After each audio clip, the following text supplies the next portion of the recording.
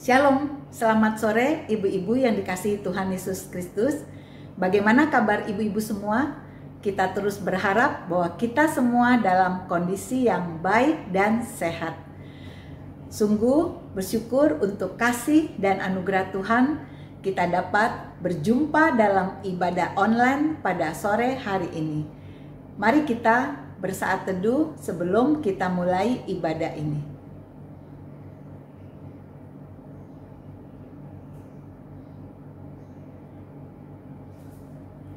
Amin. Kristus sudah bangkit. Benar, Kristus sudah bangkit. Ibu-ibu, kita masih dalam momen Paskah yang mengingatkan kita akan kasih dan karya Tuhan bagi umat manusia. Dia telah rela mati dan bangkit untuk menebus dosa kita semua. Mari kita mulai ibadah kita pada sore hari ini. Kita nyanyikan lagu Dia Lahir Untuk Kami.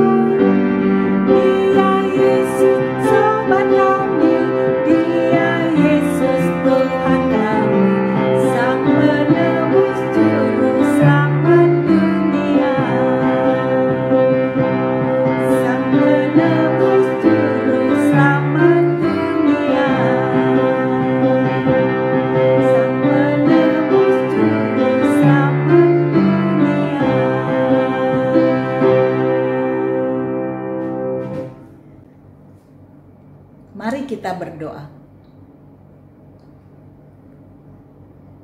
Tuhan Yesus, Allah kami yang baik, yang mengasihi dan berkuasa atas hidup kami. Kami bersyukur sore ini kami diberi kesempatan untuk dapat bersama-sama mengikuti ibadah Komisi Wanita walaupun masih secara online. Layakanlah dan sucikanlah kami semua supaya kami dapat sungguh-sungguh beribadah kepada Tuhan. Engkau sudah mati dan bangkit untuk menebus dosa kami yang berdosa ini. Ajarlah kami untuk menghargai kasih dan pengorbanan-Mu dengan hidup benar di hadapan-Mu dan hidup berkenan dan memuliakan-Mu. Kami menyerahkan ibadah pada sore hari ini. Kiranya Tuhan memberikan kami kesehatan, sukacita, rasa syukur, dan damai sejahtera dalam hati kami. Hadir dan sapalah kami melalui pujian, doa, pembacaan firman, dan perenungan firman Tuhan yang akan disampaikan oleh Pendeta Andi. Terima kasih Tuhan, dalam nama Tuhan Yesus yang adalah Allah kami yang hidup, Juru Selamat kami yang hidup, kami berdoa dan bersyukur. Amin.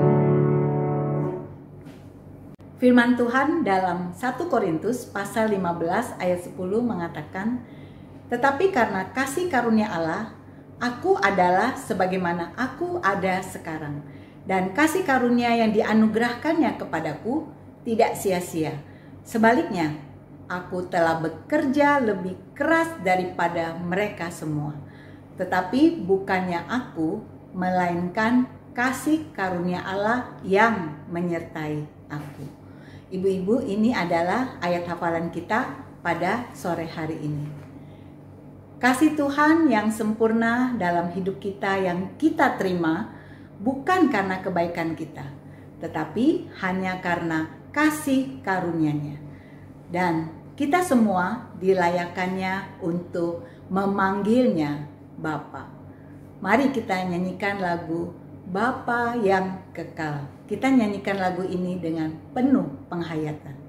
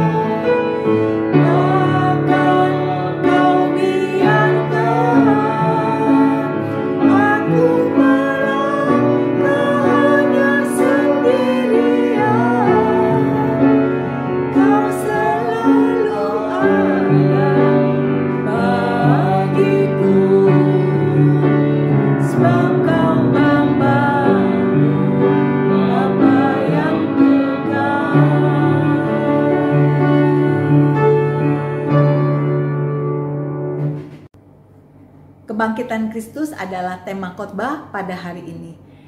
Firman Tuhan akan disampaikan oleh Pendeta Andi. Mari kita siapkan hati kita untuk mendengarkan perundungan firman Tuhan. Kita nyanyikan lagu Selidiki Aku. Kita mohon Tuhan menyelidiki hati kita, apakah kita sungguh-sungguh mengasihi Tuhan.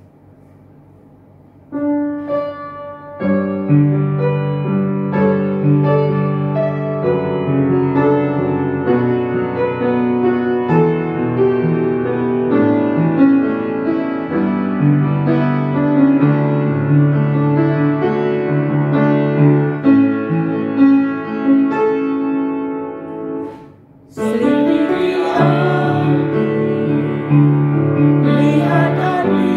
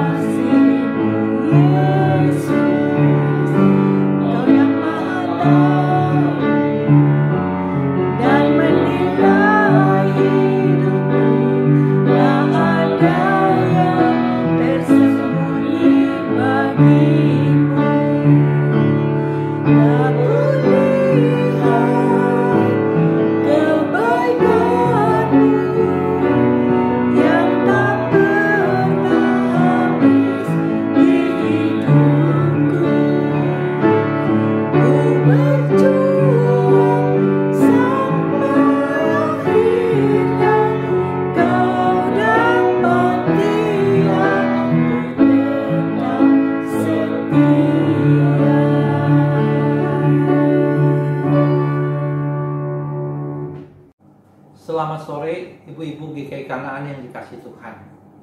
Senang boleh berjumpa kembali pada sore hari ini. Mari sebelum kita membaca firman Tuhan, belajar firman Tuhan, kita berdoa terlebih dahulu. Mari kita berdoa. Bapa di surga, kami akan membaca firman-Mu. Berkatilah akan pembacaan firman Tuhan, berkati pula akan pembelajaran firman Tuhan. Hanya di dalam nama Tuhan Yesus kami telah berdoa. Amin. Saudara, saya membaca satu bagian firman Tuhan dari 1 Korintus pasal yang ke-15 ayat yang ke-12 sampai dengan ayat yang ke-23. 1 Korintus pasal yang ke-15 ayat 12 sampai ke-23. Saya bacakan buat ibu-ibu sekalian ya. Demikian bunyi firman Tuhan. Kebangkitan kita. Jadi bila mana kami beritakan bahwa Kristus dibangkitkan dari antara orang mati, bagaimana mungkin ada di antara kamu yang mengatakan bahwa tidak ada kebangkitan orang mati? Kalau tidak ada kebangkitan orang mati, maka Kristus juga tidak dibangkitkan.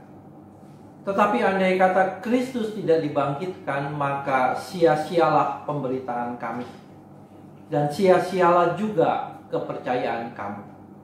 Lebih daripada itu, kami ternyata berdusta terhadap Allah, karena tentang Dia kami katakan bahwa Ia telah membangkitkan Kristus, padahal Ia tidak membangkitkannya. Kalau andai kata benar bahwa orang mati tidak dibangkitkan, sebab jika benar orang mati tidak dibangkitkan, maka Kristus juga tidak dibangkitkan. Dan jika Kristus tidak dibangkitkan, maka sia-sialah kepercayaan kamu, dan kamu masih hidup dalam dosamu. Demikianlah binasa juga orang-orang yang mati dalam Kristus. Jikalau kita hanya dalam hidup ini saja menaruh pengharapan pada Kristus, maka kita adalah orang-orang yang paling malang dari segala manusia. Tetapi yang benar ialah bahwa Kristus telah dibangkitkan dari antara orang mati, sebagai yang sulung dari orang-orang yang telah meninggal. Sebab sama seperti maut datang karena satu orang manusia, demikian juga kebangkitan orang mati datang karena satu orang manusia. Karena sama seperti semua orang mati dalam persekutuan dengan Adam, demikian pula semua orang akan dihidupkan kembali dalam persekutuan dengan Kristus. Tetapi tiap-tiap orang menurut urutannya. Kristus sebagai buah sulung, sesudah itu mereka yang menjadi miliknya pada waktu kedatangannya. Demikianlah pembacaan firman Tuhan. Ibu-ibu yang dikasihi oleh Tuhan, saya mengucapkan selamat Paskah. Kristus Tuhan, Kristus sudah bangkit. Benar, Kristus sudah bangkit. Amin. Ibu-ibu yang dikasihi Tuhan, ibu-ibu yang dikasihi oleh Tuhan, kebangkitan Kristus merupakan jantung kekristenan, merupakan sentral daripada kekristenan. Saudara tahu kenapa kita beribadah pada hari Minggu? Karena di hari Minggu itulah Kristus telah bangkit. Maka gereja menetapkan hari Minggu sebagai hari ibadahnya. Kebangkitan Kristus dari kematian. Apakah di dunia ini hanya Kristus yang telah bangkit dari kematian, yang mati lalu bangkit lagi? Ternyata enggak, saudara. Ya, ketika saya menyiapkan renungan ini, saya buka internet, saya cepat aja melihat, saudara, saya langsung menemukan ternyata ada orang yang mati juga bangkit lagi, saudara. Ya, saudara, ada seorang wanita ya di Polandia, usianya udah 91 tahun. Ya, ini terjadi pada November 2014. Namanya Janina Kolkiewicz ya. Telah dinyatakan meninggal oleh dokter, saudara. Ya. Dokter tidak menemukan tanda denyut nadinya lagi dan mengisi sertifikat kematian. Dan keluarganya mulai mengatur pemakaman. Tetapi yang menarik adalah ketika jenazah daripada Janina ini disimpan di kamar mayat, saudara ya. Namun orang tua ini yang udah usia 91 tahun bangun dari kamar pendingin itu. Kaget gak saudara ya? Jadi dia bangun lagi, dan menariknya adalah dia minta apa saudara? Dia minta air teh panas dan pancake ya saudara ya. Kue lah, camilan lah ya. Dia minum teh, dia makan kue saudara. Dokternya katakan saya yakin dia sudah meninggal. Saudara, di dunia ini ternyata punya catatan ada orang-orang yang telah mati dan bangkit lagi. Lalu apa bedanya kebangkitan Kristus dengan kebangkitan orang-orang ini saudara? Apa perbedaannya saudara? Saudara, saya katakan ya, mereka yang bangkit dari kematian, orang-orang tersebut saudara ya, setelah bangkit kemudian mati lagi dan tidak pernah bangkit lagi. Itu bedanya. Kalau Yesus bangkit dari kematian, sesudah itu tidak mati-mati lagi, dan dia hidup selamanya.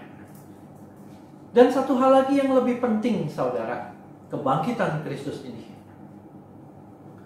yang kita udah baca di dalam 1 Korintus. Yesus yang bangkit ini saudara membangkitkan juga orang-orang yang percaya kepada Yesus. Jadi karena Yesus bangkit, kita juga bangkit saudara dari kematian. Rasul Paulus katakan bahwa Kristus telah dibangkitkan dari kematian.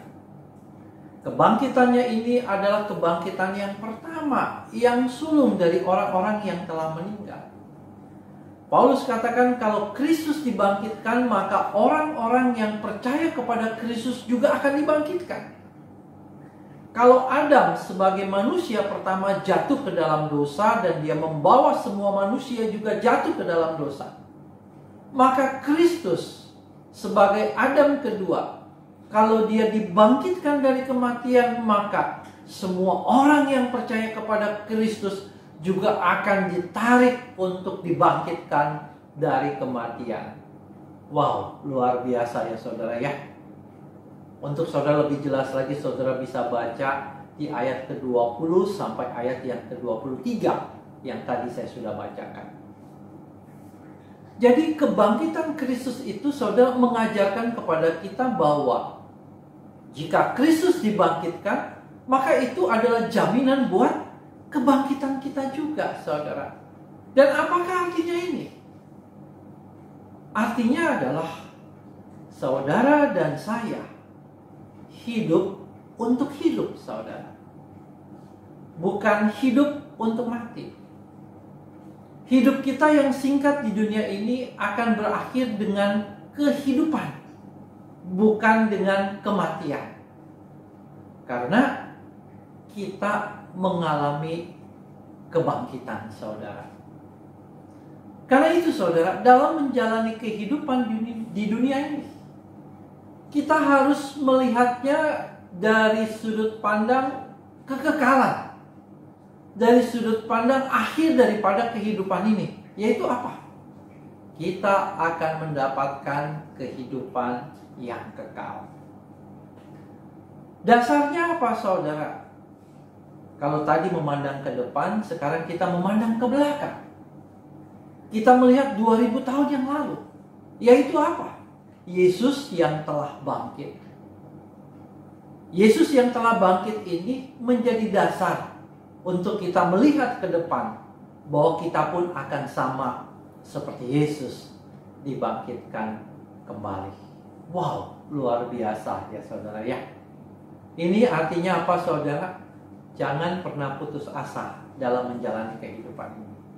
Kehidupan ini harus diperjuangkan saudara. Kenapa? Karena ada kehidupan. Bukan akhirnya adalah kematian. Kalau kematian itu menjadi sia-sia saudara, segala perjuangan hidup kita nggak usah diperjuangkan hidup ini. Saudara, seorang psikolog dari Universitas John Hopkins di Amerika Serikat melakukan eksperimen dengan 2 ekor tikus. Tikus yang pertama, saudara, dicemplungkan ke sebuah bak tertutup yang telah diisi dengan air hangat untuk dipantau reaksinya, ya. Berapa lama dia bisa bertahan? Soalnya tikus ini karena pintar berenang, kira-kira berapa lama dia bisa berenang dan tidak mati tenggelam? 60 jam, saudara.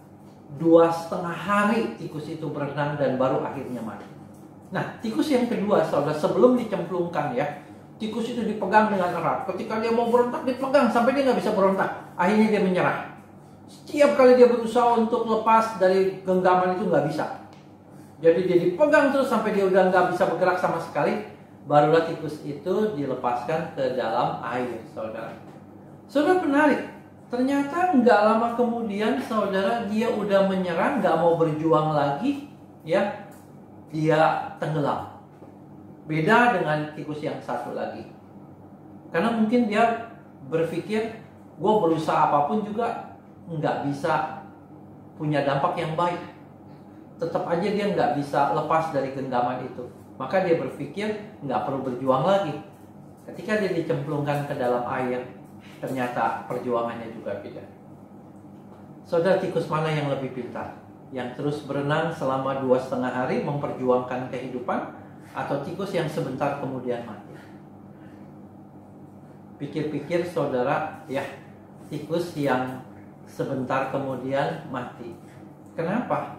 Karena toh pada akhirnya dua-duanya mati, saudara.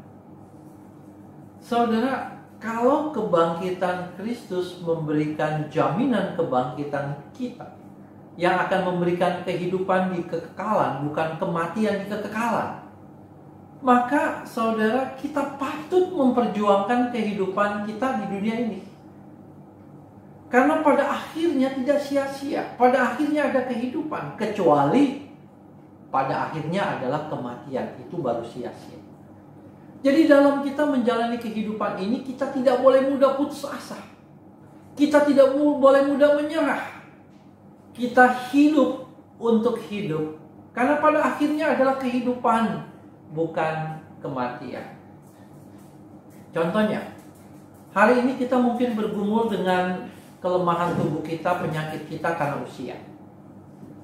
Kita harus melihat, saudara, sakit penyakit di tubuh kita dengan sudut pandang bahwa pada akhirnya ada kebangkitan, bahwa pada akhirnya ada kehidupan kekal. Kalau hari ini kita sembuh, puji Tuhan. Itu artinya kita masih boleh bersama dengan keluarga kita, masih boleh melayani Tuhan, masih boleh bekerja, dan sebagainya. Kalaupun kita berakhir dengan ketidaksembuhan, kematian, itu pun puji Tuhan. Kenapa? Karena hidup kita tidak berakhir dengan kematian. Kehidupan kita berakhir dengan kehidupan kekal. Jadi apapun yang terjadi dengan keadaan kita, entah kita sembuh ataupun tidak sembuh, keduanya memberikan pilihan kehidupan. Jadi nggak ada yang rugi, saudara. Hidup untuk hidup, maka kita patut memperjuangkan kehidupan itu. Contoh lainnya, hari ini kita bergumul dengan segala masalah kehidupan, betul tidak? Kita bergumul dengan kegagalan kita bergumul dengan berbagai masalah dan sebagainya. Kalau kita melihat dari sudut pandang kekekalan, yaitu hidup kita akan berakhir dengan kehidupan, maka cara pandang kita adalah bukan semata-mata melihat kita menderita atau tidak di dunia ini, semata-mata melihat sukses atau gagal di dunia ini. Tetapi kita harus melihatnya, apakah yang kita jalani di dalam dunia ini berdampak atau tidak pada kehidupan yang kekal. Hidup kita akan berakhir pada kehidupan kekal. Kita hidup untuk hidup yang kekal. Apakah nilai-nilai hidup yang kekal itu sudah kita masukkan dalam kehidupan kita saat ini atau belum? Itu yang lebih penting, saudara. Dalam hidup di dunia yang telah jatuh ke dalam dosa, kehidupan itu, kata orang itu, seperti roda. Kadang di atas, kadang di bawah. Kadang di atas kita sukses, kadang di bawah kita gagal. Kadang di atas kita sehat, berbahagia, kadang di bawah kita sakit dan menderita. Kadang di atas ada kehidupan, kadang di bawah ada kematian. Tetapi saudara, yang terpenting adalah bukan mengejar yang di atasnya itu, mengejar yang suksesnya itu, mengejar yang sehatnya itu. Tetapi apakah kita telah memberikan nilai-nilai di dalam hidup kita ini dengan nilai-nilai yang bertahan sampai kekekalan, nilai-nilai kehidupan kekal. Kalau kita sukses, apakah kesuksesan kita itu berkaitan dengan nilai kekekalan atau tidak? Kalau kita gagal, apakah kegagalan kita ini berkaitan dengan nilai kekekalan atau tidak?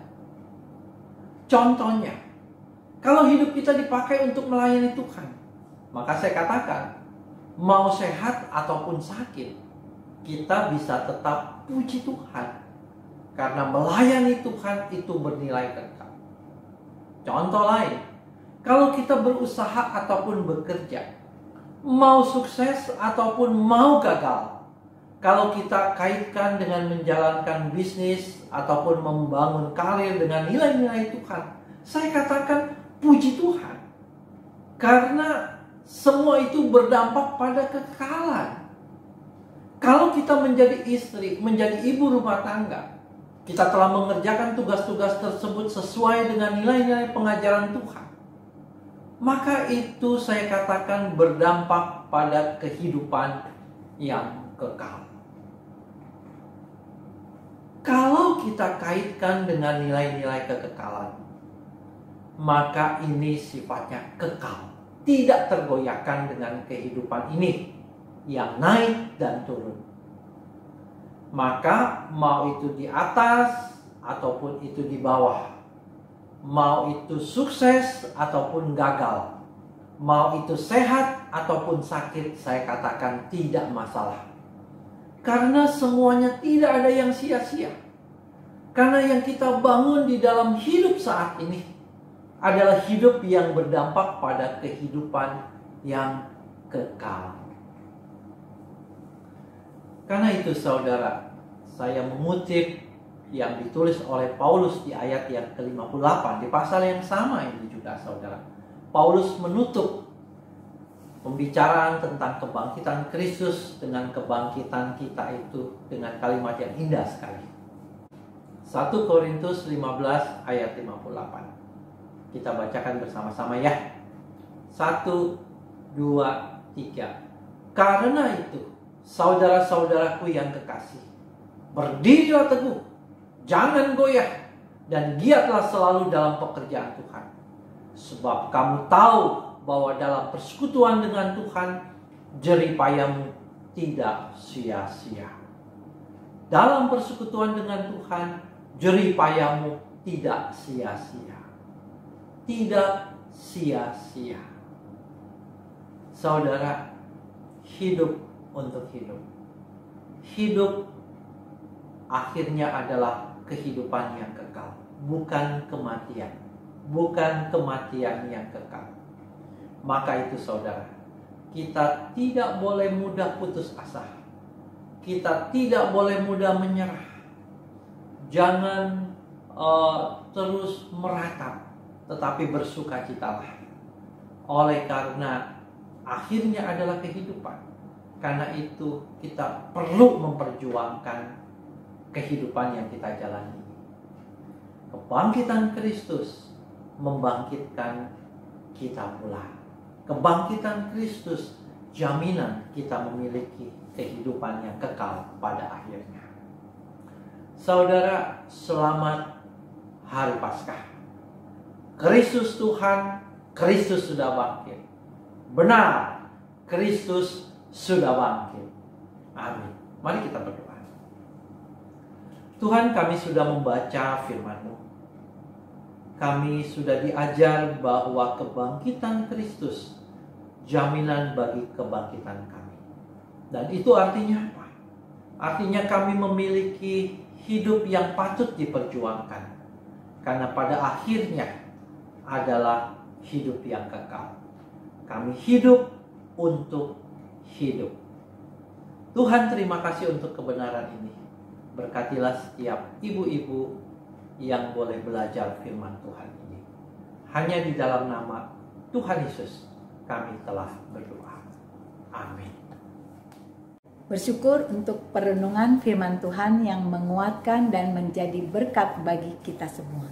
Kiranya dapat kita terapkan dalam kehidupan kita. Kebangkitan Kristus adalah kebangkitan kita semua. Kita mau semakin mengasihi, setia, dan melayani Tuhan sepanjang hidup kita. Ibu-ibu, mari kita naikkan beberapa pokok doa syafaat. Yang pertama, kita mau berdoa untuk pemerintah dan bangsa Indonesia di masa pandemi. Mari kita berdoa. Tuhan Yesus, kami bersyukur kami lahir dan menjadi warga negara Indonesia, di mana kami hidup dan berkarya. Tetapi saat ini kondisi masih sulit karena pandemi COVID-19. Kami berdoa untuk pemerintah, kiranya diberikan hikmat kemampuan dalam mengatasi dan mengatur segala bidang, baik ekonomi, sosial, budaya, dan politik, serta segala masalah yang ada, termasuk dalam menangani bencana-bencana alam dan lain-lain, sehingga semua penanganannya tepat dan baik. Khususnya saat ini sedang dilaksanakannya vaksinasi untuk penanganan virus COVID-19, terutama untuk para lansia. Kiranya dapat berjalan dengan baik dan lancar. Pemerintah, tenaga medis, dan masyarakat Indonesia saling mendukung sehingga pelaksanaannya dapat tepat sasaran dan tidak terjadi penyalahgunaan. Masyarakat juga terus mematuhi protokol kesehatan sehingga penularan COVID-19 semakin berkurang. Berkatilah bangsa dan negara kami Indonesia. Dalam nama Tuhan Yesus kami berdoa dan memohon. Amin. Yang kedua, kita mau berdoa untuk pertumbuhan iman dan kerohanian daripada setiap jemaat di masa pandemi ini. Mari kita berdoa. Tuhan Yesus, terus berikan kami iman yang teguh, yang terus bersandar pada Tuhan, dalam kami menjalani kehidupan kami di masa pandemi ini, yang tidak mudah, tapi kami yakin dan percaya akan kasih dan penyertaan Tuhan dalam setiap kehidupan kami. Di masa yang sulit ini, ajarkan kami untuk semakin memiliki hubungan yang intim denganmu melalui doa dan saat duduk pribadi. Pimpin dan berkatilah kehidupan dan pergumulan setiap ibu-ibu beserta dengan keluarganya. Kami yakin Engkau akan memberikan jalan keluar di setiap pergumulan kami, jika kami mau taat dan percaya dan bersandar padamu. Terima kasih Tuhan, dalam nama Tuhan Yesus kami berdoa dan memohon. Amin. Yang ketiga, kita mau berdoa untuk jemaat yang lemah tumbuh. Mari kita berdoa. Tuhan Yesus, di doa syafaat ini kami juga ingat akan saudara-saudari kami yang sedang lemah tubuh dan sakit, dan juga ada yang dalam proses pemulihan dari sakit. Kiranya Tuhan melawat, menjamah, dan memulihkan kesehatan mereka menurut kehendak dan waktunya Tuhan.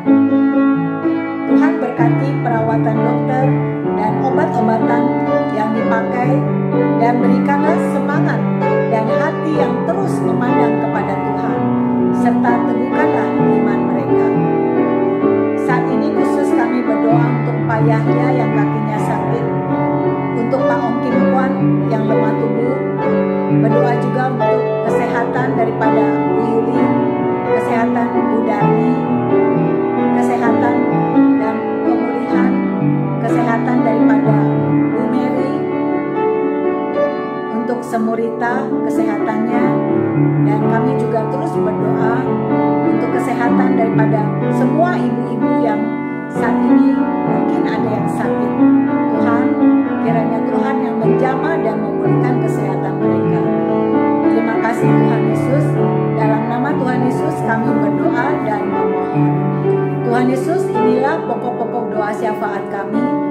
Kiranya Tuhan mendengar dan mengabulkan menurut kehendak dan waktunya Tuhan. Terima kasih Tuhan.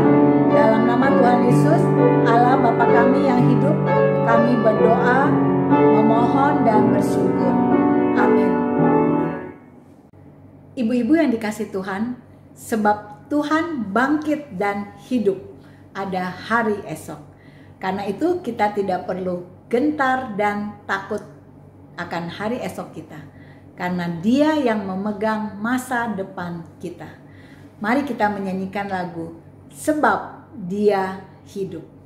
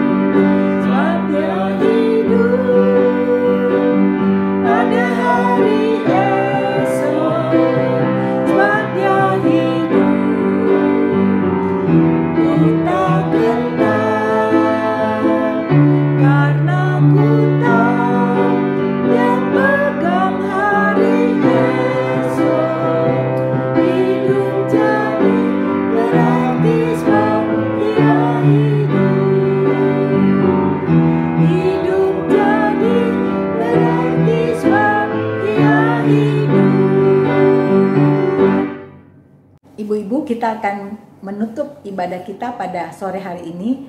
Kita akan naikkan doa Bapa kami. Mari kita berdoa. Bapa kami yang di surga, dikuduskanlah namamu. Datanglah kerajaanmu, jadilah kehendakmu di bumi seperti di surga. Berikanlah kami pada hari ini makanan kami yang secukupnya. Dan ampunilah kami akan kesalahan kami, seperti kami juga mengampuni orang yang bersalah kepada kami. Dan janganlah membawa kami ke dalam pencobaan, tetapi lepaskanlah kami daripada yang jahat. Karena Engkaulah yang mempunyai kerajaan dan kuasa dan kemuliaan sampai selama-lamanya. Amin. Bapa, terima kasih. Bapa,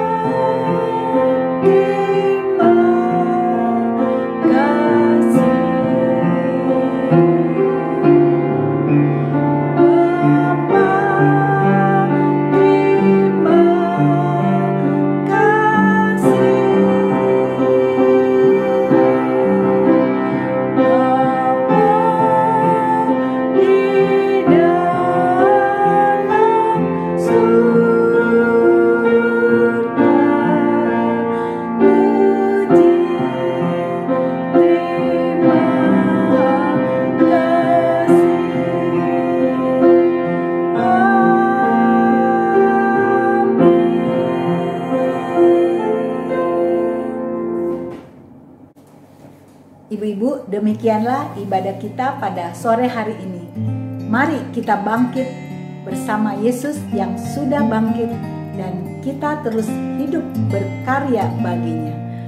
Tuhan yang akan memegang tangan kita untuk terus menjalani hidup kita ke depan. Tetap semangat, salam sehat selalu. Tuhan Yesus memberkati kita semua. Amin.